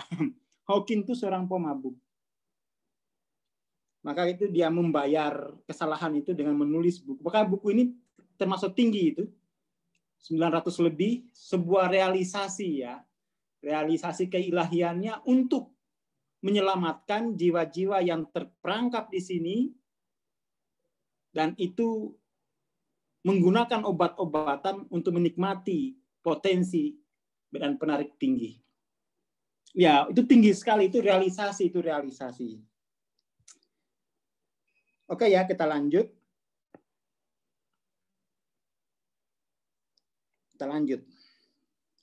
Di antara level kesadaran yang ada, frekuensi yang lebih tinggi bersifat sangat kuat dan hanya ada beberapa orang sanggup merasakannya sebagai sebuah kondisi murni karena manusia terus-menerus dibayang-bayangi oleh medan penarik lemah seperti kegelisahan, ketakutan, amarah, rendah diri, dan sebagainya.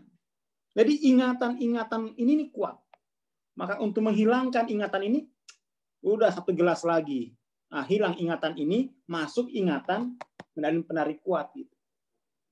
Kira-kira seperti itu. Akan sangat jarang seseorang yang berlevel sedang-sedang saja mampu merasakan cinta tanpa rasa takut atau kebahagiaan murni, kecuali dalam keadaan mabuk. Jadi orang itu, kecanduan itu sebenarnya dia mencari ini. Dia butuh ini, dia tidak butuh pil.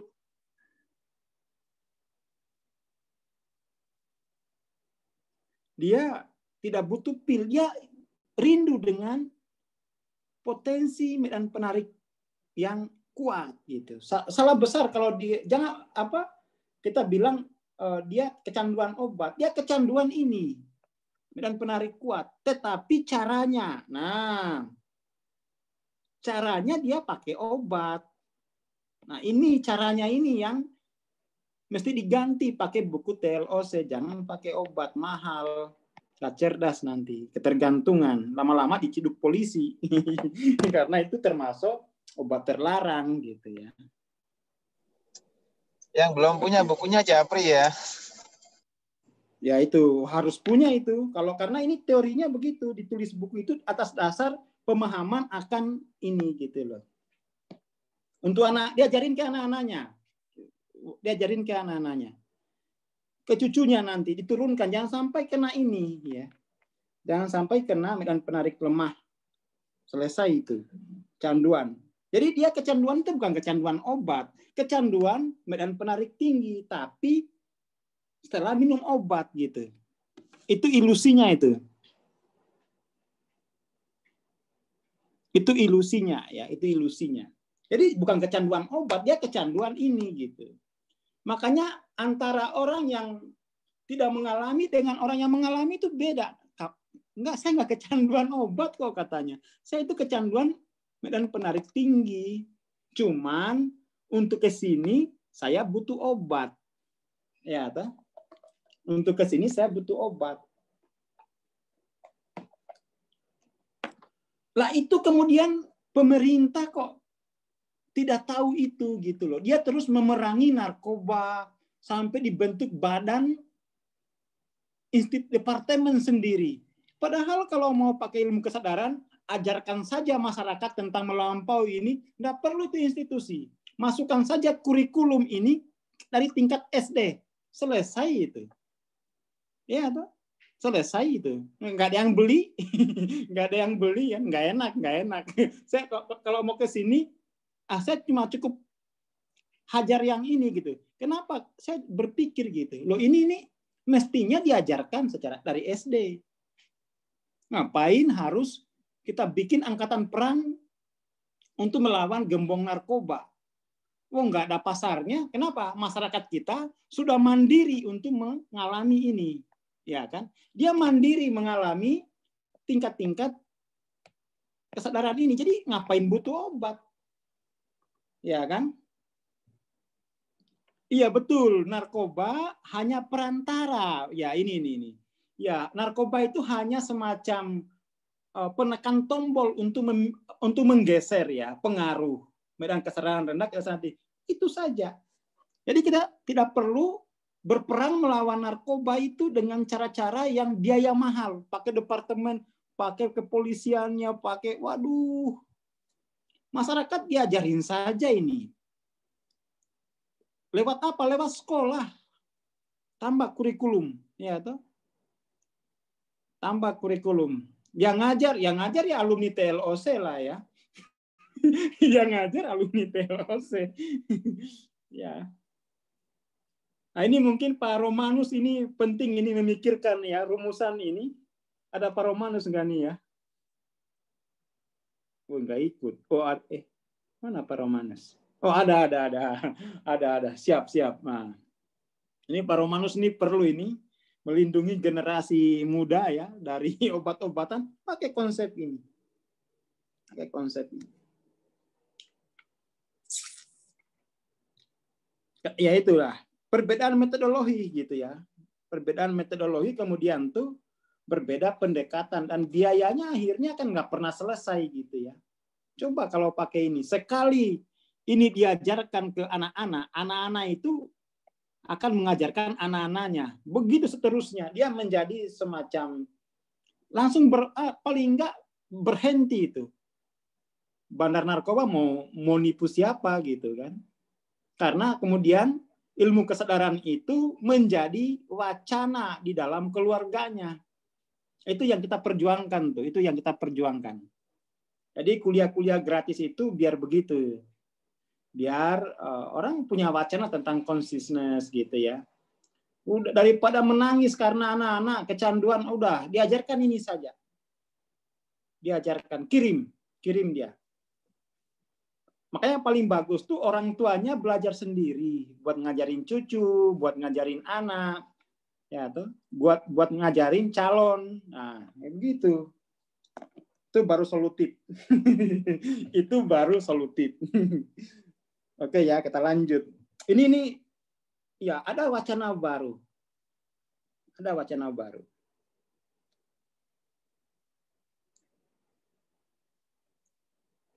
Nah, akan sangat jarang ya. Jadi akan sangat jarang Seseorang yang berlevel sedang-sedang saja mampu merasakan cinta tanpa rasa takut atau kebahagiaan murni, seperti kecuali lewat keadaan mabuk gitu ya.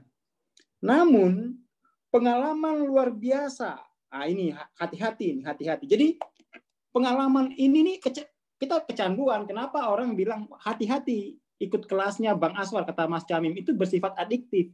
Iya, karena itu esensi jiwa itu life itu ya adiktif. Tetapi kan itu meningkatkan kemampuan kita. Lama-lama kita mandiri gitu kan. Kan saya nggak jual pil koplo ini. Ini kan ngajarin ilmu gitu ya, ngajarin ilmu gitu. Jadi pada akhirnya dia kuasai ilmu ini, ya sudah, dia mandiri gitu. Apalagi kita memang tidak ada semacam politisasi materi. Kalau kelas gratis isinya hanya ampas-ampas saja, enggak ada begitu. Itu curang gitu, itu paricu kalau namanya orang. Itu tidak punya integritas dalam ilmu dan kemanusiaan kalau sampai seperti itu. Enggak dibagikan sama, enggak ada bedanya. Malah lebih canggih-canggih di kelas-kelas gratis itu. Kenapa? Memang ya mestinya kita rela itulah, rela. Karena mereka ya tidak sanggup untuk itu, mau nggak mau kita yang sedekah gitu ya. Namun pengalaman luar biasa pada level kesadaran tinggi ini akan sangat bersifat kuat. Ingat, dia kuat ini. Sehingga satu kali saja itu dirasakan, nah ingat-ingat, satu kali saja dirasakan, itu akan menjadi pengalaman tak terlupakan dan akan dicari selamanya. Rasain, ya, akan dicari selamanya, ya, akan dicari. Dan ini obat. Dan pengalaman tinggi ini obat. Dia adalah sumber energi. Dia adalah energi kreativitas. Maka mau nggak mau harus kuasai cara melampaui ini gitu. Untuk kembali merasakan pengalaman tak terlupakan itulah para pecandu menjadi kecanduan. Ya, toh? Ini penting ya. Untuk kembali merasakan pengalaman tak terlupakan itulah orang kecanduan. Dia berani jual diri. Kenapa? Wong ini memang haknya dia. Ini memang haknya dia. Tapi dia dapat dengan cara yang membuat jiwanya terancam, membuat harga dirinya nggak ada. Ya, toh. Ini hati-hati, Ini potensi yang dipahami oleh bandar narkoba. Potensi ini, ilmu ini dipahami para bandar. Pemerintah nggak paham sih ya. Maka itu kemudian kita mesti yang gerak sendiri. Yuk kita sebarkan dengan kuliah-kuliah begini, pelatihan ya ikutlah, cuma sekali. Yuk. Sebuah ilustrasi yang sangat baik digambarkan dalam sebuah film klasik berjudul Lost Horizon. Silakan dilihat, ini ada judul di YouTube ya. Shangri-La itu metafor untuk menggambarkan medan penarik cinta dan keindahan tanpa syarat. Itu terkalibrasi ya sebagai konsep. Jadi konsep itu juga punya nilai kalibrasi. Jadi kadang inilah kemudian tuh yang membuat saya kadang berbeda pendapat dengan teman-teman yang ngajarin bahwa tidak perlu belajar konsep nanti tinggal langsung praktek. Enggak, konsep itu punya nilai kebenaran pernyataan. Nah ini Hawking, konsep aja itu punya nilai pernyataan itu sampai level 600 loh konsepnya. Artinya ketika orang mempelajari konsep itu, dia mudah mengalami level 600. Makanya saya tidak setuju ada orang mengajarkan kesadaran, nggak usah pakai referensi, karena itu pikiran loh. Konsep itu punya kebenaran tingkat pernyataan, di mana kalau itu diajarkan dengan tepat, orang mudah. Kenapa? Paradigmanya sudah levelnya tinggi gitu. Itu agama begitu cara memahaminya. Kitab-kitab begitu cara memahaminya. Dia punya kebenaran pada tataran konsep. Jadi konsep itu bisa dikalibrasi sebagai truth atau false. Ya, tuh. Jadi orang itu bisa kesurupan konsep. Konsep yang salah, wah dia jiwa bisa salah. Makanya ini penting ya teman-teman belajar paradigma, jangan sampai salah. Bukan hanya Sat yang bikin jiwa itu keliru. Konsep-konsep itu perlu diperiksa. Perlu diperiksa. Ya, toh? Jadi ada kebenaran pada tataran konsep. Nah, itu bisa diuji bersama-sama di situ, ya toh. Jadi saya pendukung kesadaran yang konsep penting. Kenapa? Dia punya nilai kebenaran pernyataan yang itu memudahkan jiwa kita untuk mengalami pengalamannya gitu. Itu saya aliran begitu. Tapi ada orang nggak usah pakai konsep. Ah ini orang nggak intelektual, nggak ada intelektualnya berarti. Masa kebenaran konsep ditolak. Lalu bagaimana orang memastikan kalau itu tidak salah? Kan mesti lewat konsep dong. Dia ngajarin learning by doing. Ah kelamaan. Learning by konsep cepat. Oke ya. Sekali saja dirasakan, sang Rila akan melakukan program ulang terhadap yang mengalaminya, sehingga ia tidak pernah lagi merasa puas dari level kesadaran sebelumnya. Jadi kalau orang itu sudah merasa puas di sini, dia nggak perlu ini lagi gitu. Tapi kalau orang merasa puas di sini, dia nggak perlu ini. Ini hanya soal ketergantungan pada kondisi awal. Makanya di sini penting jangan sampai anak-anak sejak awal dicelupin ke sini gitu, dicelupin ke sini. Nanti dia nggak akan butuh ini lagi gitu ya. Sekali dia kena ini nggak butuh ini dia. Itulah jiwa. Makanya kebanyakan tuh yang udah ikut kelas TLOC, udah ikut ini, dengerin ceramah yang tidak jelas paradigmanya, dia itu jadi jiwanya jadi nolak. Kayaknya kok hambar ya. Kayaknya kok enggak enggak ada maknanya. Itu karena jiwa sudah terbiasa terpapar medan kesadaran tinggi lewat kupingnya. Ya, lewat kupingnya. Jiwa punya ketergantungan pada kondisi awal. Itu kan disebutkan di sebelum-sebelumnya, ketergantungan pada kondisi awal. Hati-hati. Makanya kebanyakan tuh saya menerima laporan gitu. Kenapa ya? Kalau sekali dua kali lah ya, kita ikut kelasnya Bang Aswar, yang lain jadi hambar. Ya kamu terpapar energi konsep energi tinggi yang itu jadi cerdas. Oh iya gitu ya. Karena ya itu adalah dirimu sendiri ya, bukan tadi dipahaminya dikira dari saya, padahal itu adalah dirinya sendiri live ya, atau live. Dirinya sendiri kok. Cuma kan belum punya paradigma untuk merekontekstualisasi. Oke ya. Jadi kesadaran itu memang ya punya sifat adiktif. Tapi ada yang bersifat konstruktif, ada yang destruktif. Belajar itu ya konstruktif dong. Ya kan? Kalau tidak punya adiktif, apa enaknya? Nggak hambar berarti kan? Tokoh, jadi sekali kena ini, dia tidak akan pernah puas lagi dengan yang dibawanya. Level rendah nggak puas lagi. Ini kayaknya nggak cocok ya. Saya kok nggak udah hambar ya sama kelas itu gitu ya. Karena dia udah icip-icip ya, udah icip-icip dan kesadaran yang tinggi, udah icip-icip live, dan itu dirinya sendiri aslinya. Karena bahasanya tidak punya paradigma, maka pembahasaannya jadi false, menjadi falsehood karena konsep pembahasannya keliru. Maka kemudian dia bilang dia kecanduan Bang Aswar. Itu kayak ada yang nulis tujuan ikut kelas karena kecanduan Bang Aswar. Ada dulu Mas Camim bikin kelas ya, alasan ikut kelas karena kecanduan Bang Aswar. Itu keliru pembahasan pada tataran konsep, tapi sebenarnya dia mengalami dirinya sendiri. Itu cara saya membela diri ya. Pakai paradigma dong membela dirinya. Tokoh pahlawan dari film ini menemukan kenyataan ini saat ia tak lagi mampu menemukan kebahagiaan di dunia asalnya. Sekembalinya dia dari sang Rila.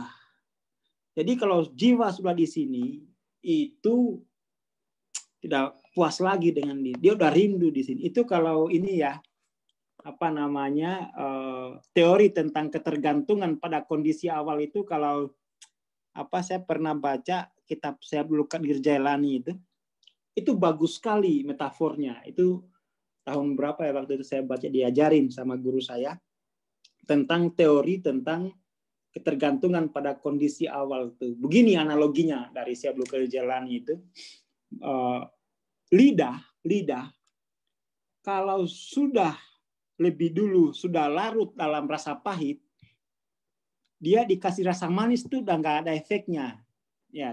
Begitupun sebaliknya, lidah itu kalau dia sudah larut dalam rasa manis, kena pahit juga nggak ada efeknya. Itu namanya teori ketergantungan pada kondisi awal. Itu luar biasa, itu metafor Syekh Abdul Qadir Jailani untuk menjelaskan ketergantungan pada kondisi awal. Pakai metafor lidah, ya, itu luar biasa karya-karya mereka itu. Cuman tidak ditampilkan secara argumentatif gitu ya. Jadinya seolah-olah itu bukan teori, itu teori tentang ketergantungan pada kondisi awal. Itu masih ingat saya ngaji kitab Syekh Abdul Qadir Jailani itu. Apalagi nih. Jadi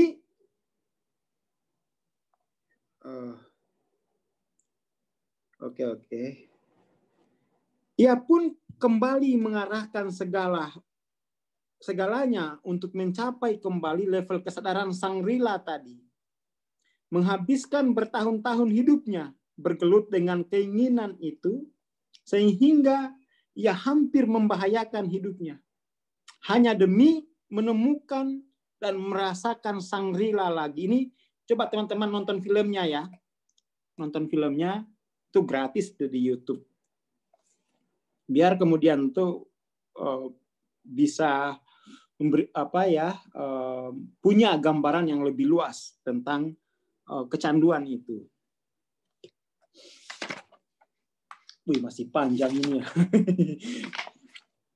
Kayaknya 9:30 ya. Kita coba nanti hentikan di tengah-tengah aja ya. Nanti kita lanjut besok.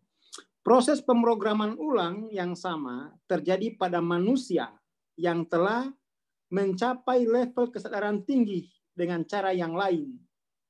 Seperti pengalaman yang dirasakan ketika melakukan samadhi melalui meditasi atau pengalaman nyaris mati. Individu-individu semacam ini seringkali teramati mengalami perubahan selamanya. Sangat lazim bagi mereka untuk meninggalkan dunia materialistik karena sudah icip-icip life.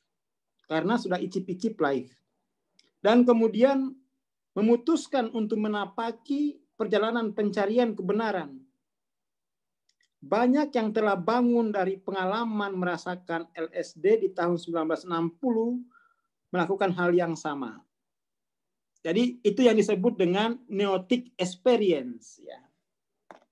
Neotic experience ini dasar dari kayaknya kita hentikan sampai di sini ya. Keadaan yang lebih tinggi itu dapat dicapai melalui pengalaman cinta dan keagamaan, musik klasik ataupun seni, atau melalui praktek dari ilmu-ilmu spiritual. Jadi kayak Bang Dani udah kecanduan suluk, ya suluk terus dia. Udah nggak ada lagi itu yang lebih enak dari suluk misalnya. Kalau udah kecanduan zikir, zikir aja terus dia. Karena itulah cara untuk kembali ke dalam life. Tapi kalau kecanduan dimensi 3, wah, susah itu. Itu yang disebut dengan neotic experience, ya. Pengalaman tersentuh oleh life. Kemudian neotic experience ini itu akan menuntun dia kepada pencarian kebenaran itu, atau mungkin dia bisa sangkal saja. Ketika mengalami lalu dia sangkal. Ini kan kayak diceritakan oleh Hawking ya di buku Letting Go. Ada orang yang menyangkal Neotic experience. Kan ceritanya itu ada orang yang nganggur, ya toh, udah lama nggak punya pekerjaan. Lalu kemudian dia praktek letting go kurang lebih 10 hari lah, kurang lebih ya di buku itu, di buku letting go. Yang belum punya beli itu, biar tahu neotic itu seperti apa. Lalu kemudian nggak lama tuh dapat telepon, dapat pekerjaan. Nah habis itu dia menyangkal, ini saya dipanggil kerja ini karena bukan pengaruh dari potensial energi tinggi yang aktual, tapi ini karena usaha saya sendiri. Itu dia mengingkari neotic experience karena terlalu material. Ini nanti menjadi apa kalau di agama tuh tertutup dari hidayah, ditarik oleh hidayah malah dia sangkal gitu ya. Susah ini. Jiwa-jiwa yang denial ini susah, ateis, karena pengaruh filsafat material.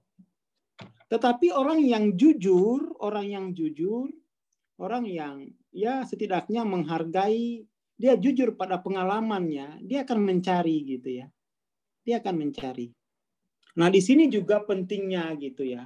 Dalam pencarian ini banyak garangan, guru-guru spiritual yang aslinya garangan. Garangan itu membuat orang-orang di tahap seeking ini malah rugi banyak. Akhirnya ya mereka putus asa di jalan spiritual. Ini pentingnya kita berkelompok, membaca peta kesadaran biar nggak tertipu sama garangan-garangan yang menggunakan kata spiritual untuk mendapatkan keuntungan yang tapi tidak ada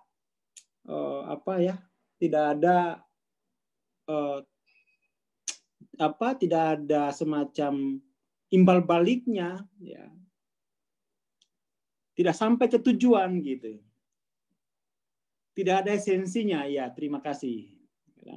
Tidak ada esensinya gitu. Hanya spiritual itu banyak semacam itu, dan itu juga tidak hanya di Amerika ya. Ya di sini juga banyak. Di dunia pengembangan diri, makanya saya selalu protes. Coba kamu definisikan dulu deh, diri itu apa? Jangan langsung dikembangin, definisikan dulu. Setelah orang mencari, akhirnya tuh ketemu prakteknya.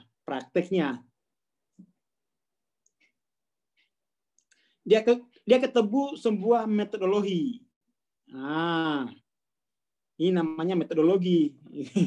Kalau udah ketemu metodologi, lalu itu menjadi life praktisnya. Jadi gaya hidup.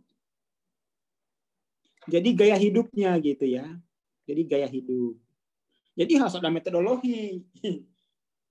Kalau nggak ada metodologi, bagaimana? Ya, jadi harus ada metodologinya.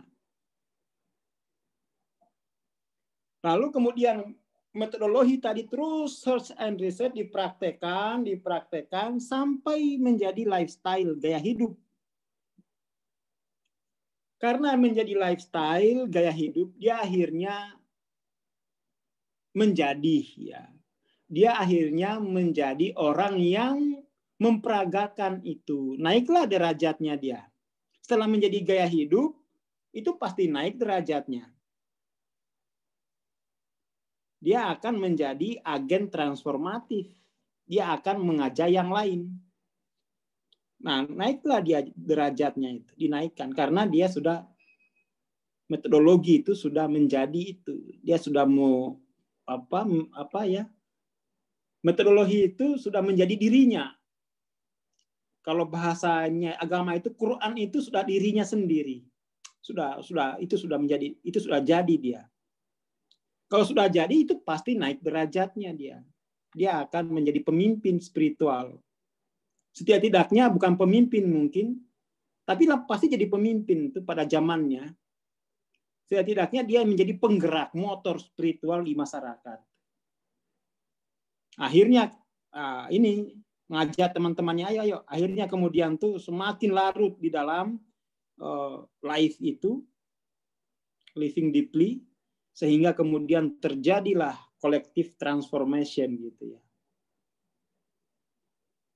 Sehingga ayo bareng-bareng kita bawa di sini, bawa ke komunitas. Sudah terjadilah transformasi kolektif. Jadi mesti ada metodologinya. Jangan belajar spiritual nggak ada metodologi, pokoknya hadir saat ini, rasakan terus lah. Metodologinya gimana? Kok rasakan aja. rasakan terus, pokoknya udah terima plong. Bagaimana ada metodologi terima plong? Harus ada metodologi yang bisa mengantarkan kita kepada proses transformasi itu. Dan agama itu jelas, metodologinya jelas. Dan itu bisa bisa didiskusikan metodologi itu. Giliran ditanya metodologi, jangan banyak tanya kamu. Jangan banyak tanya, ikut aja manut. Ya, metodologinya mana gitu ya. Harus ada metodologi. Kalau nggak ada metodologi, bagaimana orang percaya? Kalau ada metodologi, apalagi misalnya kalau kayak di tarekat gitu ya, metodologi itu ada sertifikasinya gitu. Tarekat mutabara gitu misalnya. Wah, itu lebih tinggi lagi kualitasnya. Kualitas metodologinya itu sudah verified gitu ya. Sudah verified dan asasnya terbuka untuk dikritik misalnya. Silakan saja kalau bisa, itu lebih tinggi lagi gitu. Itu yang diperjuangkan Hawking sebenarnya lewat peta kesadaran itu, menjadi semacam memberikan masyarakat wacana untuk men-challenge metodologi yang ditawarkan oleh masyarakat gitu ya. Silakan challenge dengan pemahaman peta kesadaran itu. Oke, malam ini cukup ya. Kayaknya masih panjang ini tentang alkohol karena Mang Hawking ini mantan pemabuk. Jadi kayaknya fasih banget ini menjelaskannya gitu ya. Nanti kita lanjutkan besok lah ya. Mas Camin, besok ya. Besok pagi nggak apa-apa. Siap, Bang. Ya. Ini besok pagi udah ada jadwal. Jadwal. Jadi panjang udah sekali. Janjian tadi pagi. Masih 2 halaman nih. Hanya bahas kondisi mabuk. Oke ya, terima kasih teman-teman. Udah 9:30. Terima kasih. Selamat istirahat. Wabillahi taufiq wal hidayah. Assalamualaikum warahmatullahi wabarakatuh.